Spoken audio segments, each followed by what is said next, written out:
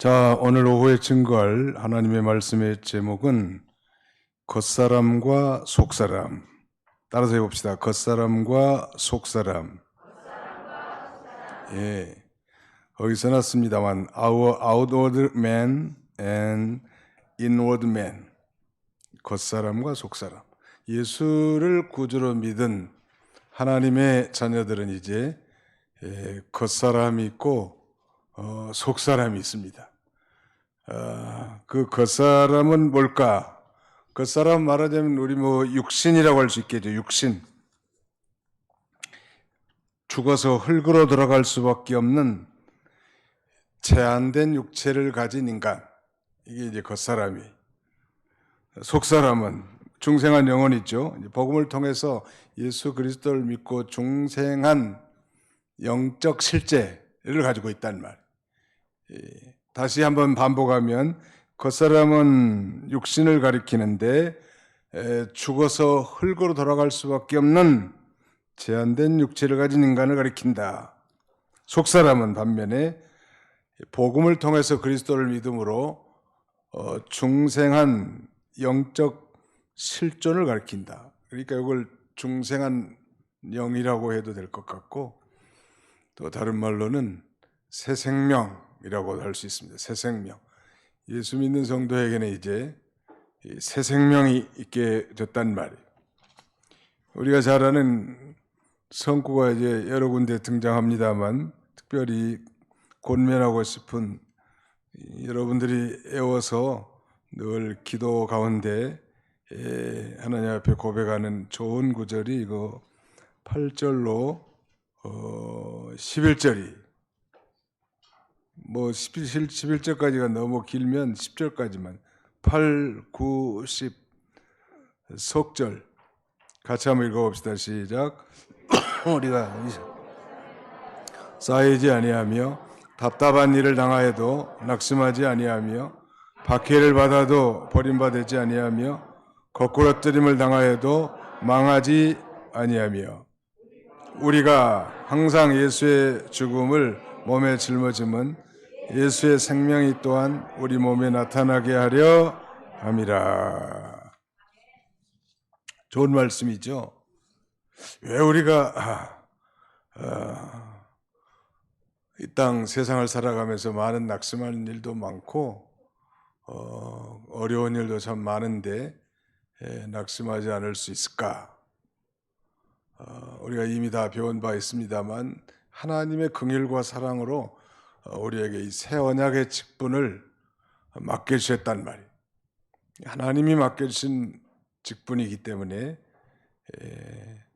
그 직분을 하나님의 권능을 힘입어서 잘 감당할 수 있죠. 뿐만 아니라 우리는 부활의 소망이 있다는 것. 아무리 우리를 죽일 수는 있지만 그러나 우리는 죽은 다음에 부활할 이런 소망이 있기 때문에 아무리 어려운 일이 있어도 낙심하지 않을 수 있고, 뿐만 아니라 우리가 고난과 핍박을 당하면서 전도하고 기도하고 교회를 세워나가고 형제를 사랑하는 그 모든 일을 통해서 영혼이 구원받고 또 성도들이 윤택해지면서 아름다운 공동체를 이루어 하나님께 영광을 돌릴 수 있기 때문에 우리는 어떤 경우에도 낙심하지 않는 것입니다. 자, 이 겉사람과 속사람에 대해서 특별히 두 가지로 증거하려고 하는데요. 첫째는 이 속사람의 사역과 소망에 대해서, 두 번째는 겉사람과 속사람의 비교에 대해서, 속사람의 사역과 소망에 대해서 먼저 살펴보고자 합니다. 이 말씀을 전하기 전에 지난주에 우리가 살펴봤던 7절, 우리가 이 보배를 질그릇에 가졌으니 이는 심히 큰 능력은 하나님께 있고 우리에게 있지 아니함을 알게 하려 함이라. 한번 따라서 봅시다. 우리가 이 보배를 질그릇에 가졌으니 이는 심히 큰 능력은 하나님께 있고 우리에게 있지 아니함을 알게 하려 함이라. 질그릇과 질그릇에 담긴 보배에 대해서 지난주 살펴본 바 있는데, 이 보배는 복음이나 복음의 직분을 가리킨다고 했습니다. 그 복음에는 능력이 있잖아요. 반면에 질그릇은 인간의 나약한 육체를 가진 사람, 즉 직분자들을 가리키, 목사부터 포함해서 모든 직분자들 다 질그릇이에요. 다 깨지기 쉬울 수밖에 없단 말. 그 깨지기 쉬운 그릇을 보낼 때는 반드시 빨간 스티커를 붙이잖아요. 거기에 breakable, 깨지기 쉽습니다. 깨질 수 있습니다. 이런 그 표시를 반드시 해놓는데 복음에는 그야말로 무한한 능력이 있어요. 얼마나 많은 능력이 있을까요? 아주 폭탄과 같은 그런 엄청난 능력이 복음에 있고 또 이 복음의 직분자들이 가지고 있는데, 그리고 그걸 갖은 사람이 그 직분을 맡은 사람들은 다 질그릇과 같이 깨지기 쉬운 그런 나약한 인생들이. 근데 우리 하나님께서는 이 약한 자를 사랑하시고 특별히 약한 자를 들어서 이 복음의 직분을 감당하게 하신다는 것. 강한 사람이 뭐 잘할 것 같죠? 왜 그런가? 이는 심히 큰 능력이 하나님께만 있고 사람에게는 없기 때문에. 자기가 좀 능력이 있는 사람들은 하나님을 잘 의지하지 않죠. 근데 자기가 부족하고 자기가 연약하다고 생각하는 사람은 하나님을 의지하고 하나님께 기도함으로 하나님이 주신 그 능력을 받아서 그 사역을 감당하는 거예요. 총회장이 되니까 일이 많더라고. 여러 가지 뭐 국내뿐만 아니라 국외 뭐 한 개 교회만이 아니라 얼마나 많아요. 200개 이상. 그러나 뭐 인간의 힘으로 그걸 어떻게 감당할 수 있냐는 말이에요. 기도하고 하나님의 뜻을 찾아서 성실하게 심부름하는 거죠. 그러므로 이 보배를 질그릇에 가졌다고 하는 것은 복음에는 무한한 능력과 이 권능이 있는데 반해서 우리 인간은 질그릇과 같이 연약한 존재라는 걸 우리에게 말씀해 주시는 것입니다. 우리 찬송가에도 그런 가사가 생각납니다. 약한 자를 부르시어 하늘 뜻을 전하셨다. 그런 찬송이 있죠. 약한 자를 부르시어 하늘 뜻을 전하셨다. 약한 자라도 하나님을 의지하면 하나님이 능력을 주셔서 잘 감당할 수 있게 해주신다는 것. 또 핍박 중에도 이 속사람은 날로 새로워집니다. 이 속사람의 사역과 소망에 대해서 말씀드리고 있는데 그 유명한 거 특별히 뭐 아까 우리가 반복했던 10절은 빼더라도 8절, 9절 정도는 외워두면 좋을 것 같아요. 그 네 가지를 언급하고 있거든요. 첫째는 8절에 사방으로 괴쌈을 당하여도 쌓이지 않는다는 것. 두 번째는 답답한 일을 당하여도 낙심하지 않는다. 세 번째는 박해를 받아도 버림받지 않는다는 것. 네 번째는 거꾸로뜨림을 당하여도 망하지 아니하고. 한번 같이 외워봅시다. 읽어봅시다. 시작. 우리가 사방으로 괴쌈을 당하여도 쌓이지 아니하며 답답한 일을 당하여도 낙심하지 아니하고 박해를 받아도 버림받지 아니하며 거꾸로뜨림을 당하여도 망하지 아니하고. 그래서 낙심할 필요가 없는 거예요. 사방으로 괴쌈을 당해도 그야말로 사면초가라는 말 있잖아요. 사면초가. 동서남북 사방이 꽉 막혔단 말이에요. 그런 그 위태한 인생의 여정이 우리에게 올 때가 있습니다. 그럴 때도 낙심하지 않는 거예요. 왜 그런가 하면 하나님은 없는 길도 뚫어놓으신 하나님. 사실 출애굽한 이스라엘 백성들이 그 홍해 앞에 완전히 갇혀 있는 거나 다름없어요. 거기는 앞에는 홍해바다, 뒤에는 애굽의 바로의 군대 추병들, 좌우로는 높은 끝없는 사막으로 이 둘러싸인 사면초가 꼼짝없는 상태, 이런 상태를 도관에 든 쥐라고 하죠. 바로가 생각하기에는 뭐 영락 이제 이스라엘은 몽땅 한 번에 몰살시킬 수 있게 했다고 이렇게 회심의 미소를 짓고 오았지만 하나님께서는 기도하는 모세의 기도를 들으시고 그가 가지고 있는 지팡이를 홍해바다를 가리키게 하니까 그 홍해바다가 갈라지면서 이스라엘 백성들이 꿈에도 상상할 수 없는 바닷길, 그야말로 바닷길을 마른 땅으로 건너게 됩니다. 그러므로 하방으로 오개쌈을 당하여도 우리가 낙심하지 말아야 된다는 것. 빌립보 감옥에서 기도와 찬송한 바울과 실라의 일행, 그들이 감옥에 갇혀서 뭐 찬송하고 기도한다는 건 비상식적인, 정신이 약간 돌았든지 아니면 특별한 경우인데, 하나님이 기적적으로 그 지진이 일어나게 하셔서 거기 모든 옥문이 다 풀리고 쇠사슬이 풀리게 만들어 버리잖아요. 그래서 그걸 통해서 또 하나님은 이 간수의 가정을 구원하는 그 놀라운 역사를 우리가 살펴본 바 있습니다. 답답한 일 당해도 낙심하지 않는다. 답답한 일. 사방으로 싸움을 당하여도 쌓이지 않지만 답답한 일을 당하여도 낙심하지 않는다. 하나님께서 우리 인생에 답답한 일 당할 때도 하나님 문제 해결책을 준단 말. 그러면 이 네 가지 경우 핍박을 받아도 버림받지 아니하고 거꾸러뜨림을 당하여도 망하지 않는다. 그 앞부분만 생각하고 늘 기도하면 좋을 것 같아요. 우리가 사방으로 싸움을 당할 때, 답답한 일을 당할 때, 박해를 받을 때, 거꾸러뜨림을 당할 때, 그때는 곧 하나님께 무릎 꿇어 기도하는 때. 그래서 하나님이 문제를 해결해 줘야 되지 어떻게 우리가 할 수 있겠냐는 거예요. 요새 저한테 인사한 분들은 되게 그렇게 인사하더라고요. 아이고 총회장님 얼마나 수고가 많냐고. 별로 수고하지 않는데 어떻게 그 많은 일을 다 감당하냐고 그러시는데, 내가 하려고 하면 정말 힘들고 어렵겠죠. 그러나 하나님 앞에 기도하고 거기에 합당한 삶을 살면 되고 조치를 하면 된다는 말. 그 어떤 경우에도 기도는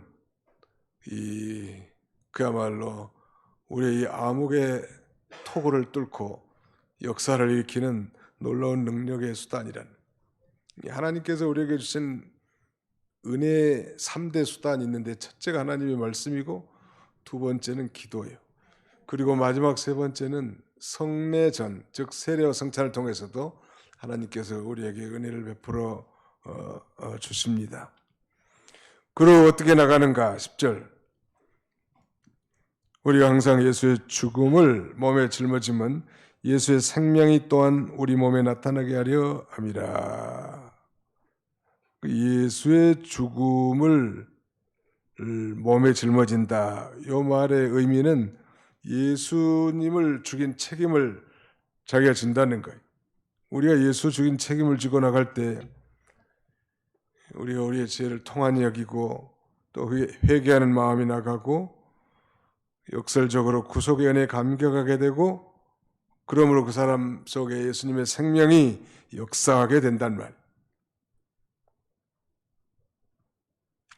또 이 예수의 죽음을 몸에 짊어진다는 두 번째 뜻, 첫째는 예수 죽인 책임을 지는 뜻이지만 두 번째는 예수님의 길을 걸어간다는 거예요. 예수님의 길은 사실 고난의 길이고 십자가의 길이지만 그것만 생각하면 낙심할 수 있어요.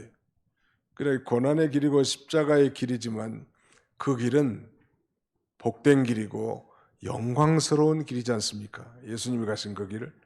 우리가 이 세상에서 믿음으로 살 때 많은 어려움이 생길 수 있고 고난도 있지만 그것만 보면 낙심이 된다는 거예요. 그래, 믿음으로 사는 걸 하나님이 다 보시고 그 보상을 다 하나님이 다 해주실 것이고 그 능력을 주셔서 그 환경을 타개하게 하시는 하나님이십니다. 예수님께서 죽음의 길을 걸어가신 것처럼 우리도 예수님의 죽음을 몸으로 체험하면서 나간다. 실제로 바울은 그런 삶을 살았죠. 뭐 최초에 우리 한국에 복음을 전한 그 토마스 목사, 그야말로 이 조국 땅에 내려보지도 못하고 선교에 피를 흘렸는데, 그로부터 이제 몇 년 후에 이 언더우드와 펜젤러가 이 한국에 도착하게 되고 복음이 엄청나게 확산됩니다. 주기철 목사, 손양호 목사님 다 일제시대 때, 6.25 때 다 순교한 목사님들이, 그러니까 예수님의 이 죽음, 예수님의 죽음을 몸에 짊어진 인물이란 말이에요. 목회자에게 능력은 어디서 나올까? 제가 볼 때는 고난을 통해서 나온 것 같아요. 역설적이죠, 대단히. 예미한 고난이 아니고 정말 예수님이 기뻐하시는 십자가를 잘 지고 고난을 당할 때 하나님께서는 그에게 능력을 부어주신단 말이에요. 그 능력 있는 직분자가 되기를 원한다면 주와 복음을 위해서 고난을 감내해야 합니다. 생각한데 현재의 고난은 장차 나타날 영광과 좋게 비교할 수 없도다 라고 말했습니다. 실제로 해보니까 그래, 고난 당하면서 기도하고 고난 당하면서 목회하고 고난 당하면서 하나님 일에 수종될 때 그때 능력이 생기는 거지. 그저 등 따숩고 배부르게 뭐 월급쟁이들처럼 이렇게 편안하게 있어서 그게 좋은 것도 아니고, 그건 사실은 망하게 하는 것이죠. 그래서 편안하게 꼭 좋은 게 아니에요. 편안하면 이게 반드시 탈선하기가 쉽다는 걸 우리는 알아야 합니다. 그 다음에는 11절 보실까요? 우리 살아있는 자가 항상 예수를 위하여 죽음에 넘겨짐은 예수의 생명이 또한 우리 죽을 육체에 나타나게 하려 함이라. 우리 살아있는 자가 항상 예수를 위해서 죽음에 넘겨졌다. 우리 육체는 불가불 썩어질 것이고 죽을 존재인데, 그러나 예수님을 위해서 죽을 만한 길을 걸어가고 또 고난당할 만한 길을 걸어가고 또 핍박받을 만한 일을 했을 때 그 죽을 것이, 어차피 이건 죽을 거니까 죽을 것이 생명에게 삼킨 바 되어서 이 썩어질 육체가 예수님에게 이용되고 예수님의 생명의 역사가 그 죽은 육체에 나타나는 것이죠. 그러니까 이 직분자의 자세라고 할까요? 준비라고 할까요? 정말로 하나님이 내게 베풀으신 그 놀라운 은혜를 깨닫고 내게 베풀으신 그 하나님이 베풀으신 그 놀라운 사랑을 깨달은 다음에 하나님이 고난을 감내하면서 하나님 기뻐하신 길을 걸어갈 때, 그때 그 사람에게서 생명의 역사가 나타난다는 거예요. 그 사람은 다른 사람을 살릴 수 있는 거야. 이제 그 영혼을 살리고 죽었던 영혼을 살리고 병든 영혼을 치료할 수 있단 말이에요.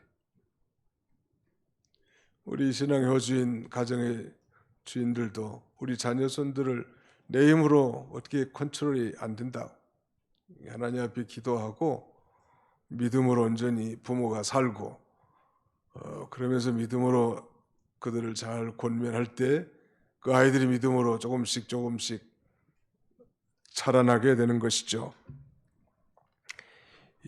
그러나 성도가 만일 하나님의 뜻을 생각하지 않고 자기 평안이나 또 자기의 유익을 따라간다면 예수님의 생명의 역사가 나타나지 않고 끊어져서 오히려 이 죽음에 생활한단 말이에요. 살아있지만 그건 살아있는 게 아니에요. 12절을 볼까요? 12절 같이 읽겠습니다. 13절까지 시작. 그런즉 사망은 우리 안에서 역사하고 생명은 너희 안에서 역사하느니라. 기록된 바 내가 믿었으므로 말했던 것 같이 우리가 같은 믿음의 마음을 가졌으니 우리도 믿었으므로 또한 말하노라. 바울이 항상 자기의 생명을 죽음에 넘겨주고 죽음의 길을 걸어가는 거예요. 이 죽음을 전혀 두려워하지 않는 거죠. 사는 것이 그리스도니 죽는 것도 유익함이라. 이런 사람을 어떻게 감당하겠어요? 아무튼 이 믿음을 쓰다가 하나님이 기뻐하시는 일을 하다가 죽는 건 영광스러워요. 그래서 그 사도행전에서도 그렇게 말씀하죠. 그러나 나의 달려갈 길과 주 예수께 받으신 사명 곧 하나님의 은혜의 복음을 전하는 일에는 일을 하기 위하여 나는 나의 목숨을 조금도 귀한 것으로 여기지 않는다. 자기 목숨을 조금도 귀한 것으로 사도행전 20장 24절에도 그렇게 말씀하고 있습니다. 바울이 죽음의 고비를 넘기면서 온갖 핍박과 대적을 무릅쓰고 이 죽음의 고비를 넘기면서 전한 이 복음으로 인해 지금 고린도 교인들이 생명을 얻었다는 거예요. 오늘날은 우리 한국 교회가 건물이나 재정이나 모든 프로그램이나 옛날보다 얼마나 많이 개선됐어요. 그런 문제는 정작 우리 그리스도인들이 이 생명의 길을 걸어가지 못하고 그 역사가 나타나지 못한 것은 이 바울과 같은 그런 심정으로 주와 복음을 위해서 희생하고 헌신하지 않고 양다리 거치려고 하니 마치 롯의 처처럼 당연히 나가는 것이 하나님의 뜻이지만 저쪽에 미련이 있단 말이에요. 가장 안타까운데 많은 신자들이 그렇게 살고 있는 거예요. 그러니 거기서 무슨 생명의 역사가 나타나겠는가. 이런 바울과 같은 그런 자세로 가면 어디로 가든지 역사가 나타나고 하나님이 함께 해주니까요. 기적이 나타나는 거예요. 옛날에 이병규 목사님은 살아생전에 우리 교육자들에게 그런 말씀을 종종 하십디다. 생명의 역사가 있는 교육자는 어디다 갖다 놔도 교회가 된다는 거. 그러면서 돌잔등이라는 말을 쓰시더만 돌잔등에 갖다 놔도 교회가 된다는 거. 그렇지 않은 사람은 아무리 건물이 좋게 지어지고 뭐 연보가 지원을 해줘도 안 되는 거. 요새 이제 지도부에 있다 보니까 인사 책임이 제게 있잖아요.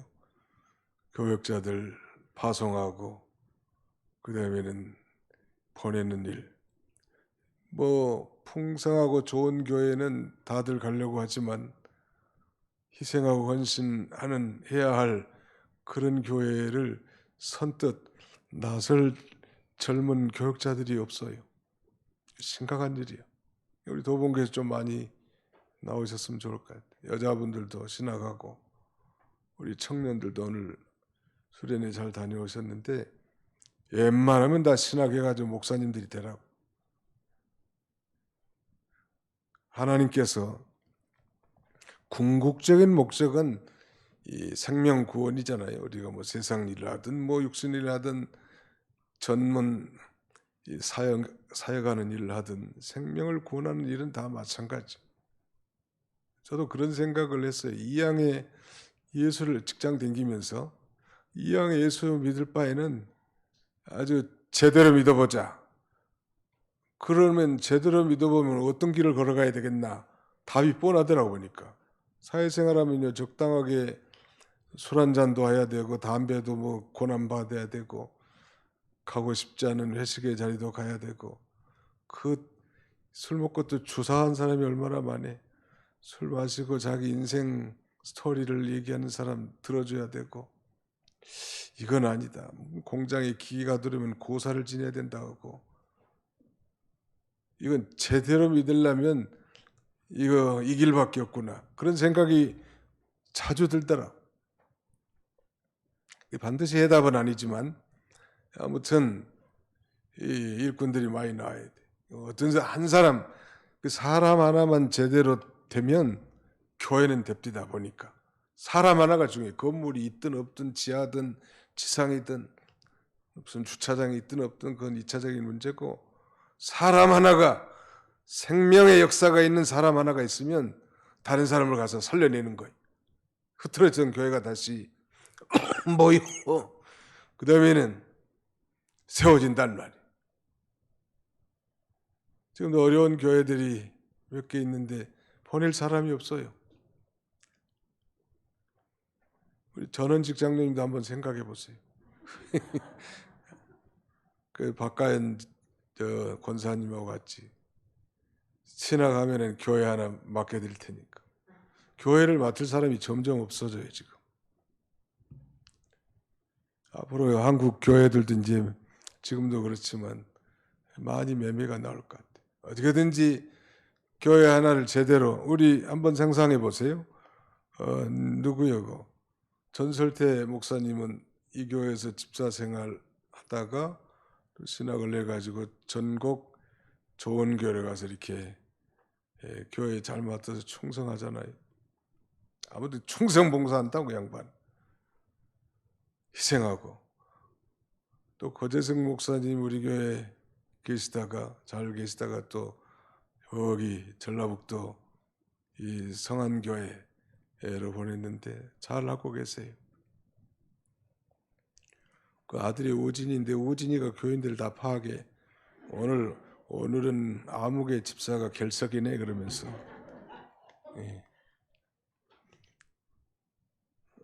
아무튼 거기 유일한 유일학생일 수도 있어요. 그 교회에서. 근데 한 사람이 중요해. 한 사람이 제대로 서면 한 교회를 맡을 수 있어요. 근데 앞으로는 이 신학생들이 이렇게 많이 나오지 않아가지고 여러 교단들이 다 미달 사태에 이르게 됩니다. 근데 더 이제 심각한 것은 이 출산율 감소로 인해서 교인들도 뭐 이제 줄어들지만 신학을 지나가는 사람이 점점 적어지는 거예요. 상당히 심각하지요. 그러나 정말 바울과 같은 그런 심정으로 핍박과 고난을 감내하면서 하나님을 의지하고 믿음으로 나가면 이 사람에게는 생명의 역사가 있단 말이에요. 사람 살리는 거예요. 사람 살리는 일이 교회 일입니다. 아주 중요한 일이죠. 바울이 그렇게 희생하고 헌신하면서 나갔기 때문에 다른 사람의 생명들을 다 이렇게 살려낼 수 있었던 것입니다. 이 바울은 점점점 이 핍박을 많이 받으니까 다 이렇게 쇠해지지만은, 그러나 그 복음을 들은 이 고린도 교인들의 심령은 점점점 강해진단 말이에요.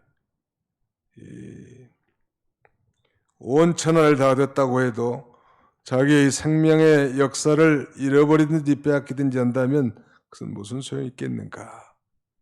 자기가 먼저 생명의 말씀을 붙들고 자기 영이 생명의 길을 걸어가면서 자기 속에 생명의 역사가 있는 사람은 어디를 가든지 가서 생명을 살릴 수 있습니다. 생명 살리는 일이 가장 중요한 거예요. 우리도 이 시간에 영의 양식을 먹고 마시면서 우리 중생한 영이 약동하고, 즉 새 생명이 새로워지는 거예요. 늘 먹으면서. 늘 양식 먹잖아요. 밥 하루에 3끼씩 계속 먹으면서 우리가 사는 생명을 유지된 것처럼 우리 영적으로도 마찬가지입니다. 그러니까 예수님의 생명이 먼저 우리 속에 나타났고, 그 다음에는 그 생명이 고린도 교회 속에 역사한다고 바울은 지금 12절에서 그렇게 말씀하십니다. 바울이 이렇게 담대하게 복음을 선포할 수 있었던 이유 중에 하나는 14절 같이 읽어봅시다. 시작. 주 예수를 다시 살리시니가 예수와 함께 우리도 다시 살리사 너희와 함께 그 앞에 서게 하실 줄을 아노라. 무슨 말인가? 부활의 소망이 있기 때문이라는 거예요. 이 부활의 소망이 환난 날에 우리를 격려하고 죽음의 공포에서도 우리를 승리하게 해주시죠. 다시 말씀드리면 죽음에서 부활하신 그리스도의 승리에 동참하리라는 그 소망에 있기 때문에 이런 핍박과 고난을 누가 시킨 것도 아니잖아요. 누가 강요한 것도 아니요. 그런데 스스로 자기 몸은 죽음에 내주고 복음을 전하니까 영적으로 죽은 영혼들을 살리는 생명의 역사가 나타났음을 그렇게 표현하고 있습니다. 자, 마지막 요절. 그래서 결국 하나님께 영광을 돌리게 위한 거예요. 영혼 구원에서. 자, 16, 17. 16절로 17절 같이 한번 읽읍시다. 시작. 그러므로 우리가 낙심하지 아니하노니 우리의 겉사람은 낡아지나 우리의 속사람은 날로 새로워지도다. 우리가 잠시 받는 환난에 경한 것이 지극히 크고 영원한 영광에 중한 것을 우리에게 이루게 함이니. 18절까지 같이 읽겠습니다. 우리가 주목하는 것은 보이는 것이 아니요 보이지 않는 것이니 보이는 것은 잠깐이요 보이지 않는 것은 영원함이라. 여기가 이제 겉사람과 속사람에 대해서 구체적으로 나오죠. 서론에서 말씀드린 것처럼 겉사람은 우리 육신, 속사람은 우리 중생한 영혼인데 바로 이 죽어서 흙으로 돌아갈 수밖에 없는 제한된 육체를 가진 인간, 겉사람이란 말. 그러나 복음을 통해서 그리스도를 믿음으로 중생한 영의, 즉 중생한 영혼, 중생한 영적 실존을 우리가 가지게 됐는데 아무리 겉사람이 뭐 기골이 장대하고 강건해도 다 쇠해지는 거.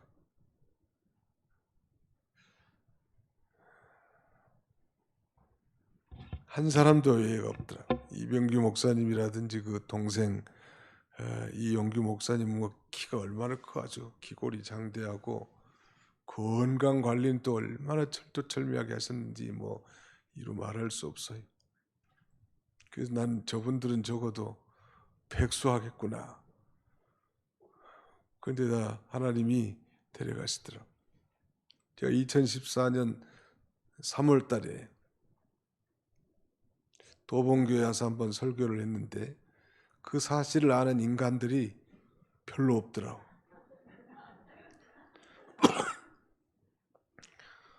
유일하게 한 번 박성복 집사님이 알고 계시더라고. 설교 제목까지. 이게 얼마나 우리가 설교를 건성으로 듣고 관심이 무관심인지를 좀 짐작할 수 있어요. 2014년 3월 달에 그 정진로 목사님이 초청해서 주일 오전에 와서 설교를 한 번 있는데 혹시 기억난다 아리까리하다는 사람 한번 손 쳐들어보세요. 아리까리라 그래도 아리까리라도 하다. 예, 손 내리세요. 네, 예, 관심 없다 이거죠. 네. 아무튼 시간이 벌써 다 됐네. 아프다 가면서 설교는 길게 하네. 아무튼 그 어쩔 수 없이 약해지더라고. 우리가 20대 30대 얼마나 펄펄 날라요. 저렇게. 저도 뭐 50대까지도 아주 소리치면서 설교를 했는데 이제 65세 한국 나이로. 그러다 보니까 이제 조금 쇠해지더라고요. 조금씩 다 쇠해져. 2014년 3월에 한국에 와가지고 어느 교회 사경회도 하고 그 다음에 이병기 목사님 창강교회에서 설교하고 그 다음에 대면을 좀 했는데 1시간 정도 대화를 나눴거든요. 집에 가가지고 우리 집사람 보고 아이고 이병기 목사님은 백수하실 것 같다고. 그런데 그해 7월 20일 날 소천하셨다는 거 아니에요. 그것이 바로 우리 겉사람이에요. 겉사람. 아무리 건강 헬스클럽 다니고 뭐 백날 그다음에는 뭐 요가를 하고 그래도요. 때가 되면 다 가교에 돼 있고 아무리 건강한 육체라도 나이가 들면 이제 병이 찾아와. 평균적으로 한 66세까지는 건강하게 살지만 그 이후에는 병이 찾아오고 70대 후반 되면 이제 뭐 허리도 굽고 뭐 사방, 팔방이 쑤셔. 겉사람 호패. 어차피 죽을 몸이잖아요. 그 죽기 전에 우리가 뭘 하면 되겠어요? 영원히 남아있는 일을 하는 게 최고의 가치가 있지 않겠어요? 그 영원히 남아있는 일은 복음 전파를 통한 영혼 구원이란 말. 한 사람이 살리라고. 주일학생도. 오늘 우리 주일학교 그 은정이가 유정이를 전도했대. 유정이 친구 유정이를. 유정이 동생은 주아예요. 또 유정이가 뭐 주아를 데리고 왔겠죠. 그런데 또 그 애들이 자기 엄마를 데리고 왔어. 그 엄마 이름 금방 듣고도 또 잊어버리네. 김영애 씨라고 하더라고. 근데 다음 주에 자기 신랑도 데리고 오겠대 이제. 그러니까 이렇게 되는 거예요. 이 생명의 역사라는 거 계속 전파되는 거예요. 아무튼 교회의 그런 행사라든지 우리 청년부 행사 이런 게 굉장히 의미 깊은 거예요. 이 청년 시절에 지내고 보나라. 사람 살리는 일을 위해서 우리가 엄청나게 투자하는 거예요 지금. 그것이 중요하고 그걸 주님이 기뻐하신 일이기 때문에 이렇게 우리 겉사람이 다 쇠폐해진 줄 알고 후폐해진 줄 알고 날마다 그러나 나이가 들고 육체는 연약해지지만 그래도 그 영적 생명의 역사는 창성할 수 있습니다. 나이가 들었다고 영적 생명의 역사까지 약해지는 건 아니에요. 또 젊다고 영적 생명의 역사가 창성하는 것도 아닙니다. 늘 깨어서 기도하고 하나님이 기뻐하신 일을 찾아서 고난받으면서 순종해 나갈 때 생명의 역사가 있고 이런 사람들이 선교사 나가면 틀림없이 그것 선교지에 불이 붙지 않겠어요? 또 이런 사람이 교회에 봉사하면 그 교회가 살아나지 않겠어요? 한 사람이라도 생명의 역사가 중요하다는 것. 오늘 이 겉사람과 속사람의 말씀을 통해서 우리 성도들의 모든 이 속사람이 강건하고 다른 사람들도 살릴 수 있는 생명의 일꾼들이 다 되시기를 주님의 이름으로 축원합니다. 거룩하신 하나님 감사합니다. 믿은 지가 오래가 됐고 많은 은혜의 체험과 경험도 있고 교회 희생과 충성도 한 바가 있지만 오늘 우리가 만일에 생명의 역사가 없다면 무슨 일을 하겠습니까? 자비로우신 우리 아버지 하나님, 어디에든지 하나님 아버지께서 이 시대의 일꾼들을 많이 보내주시고 바울과 같은 그런 심정으로 모든 핍박과 환난과 고난을 감수하면서도 하나님의 절대 주권을 믿고 나갈 때 생명의 역사가 있고 이로 인하여 다른 사람들을 살릴 수 있다고 했사오니 이 놀라운 생명운동, 구원운동에 우리 모두가 직접 혹은 간접적으로 힘있게 참여하는 저희가 되게 주시옵소서. 예수님의 이름으로 기도하옵나이다. 아멘.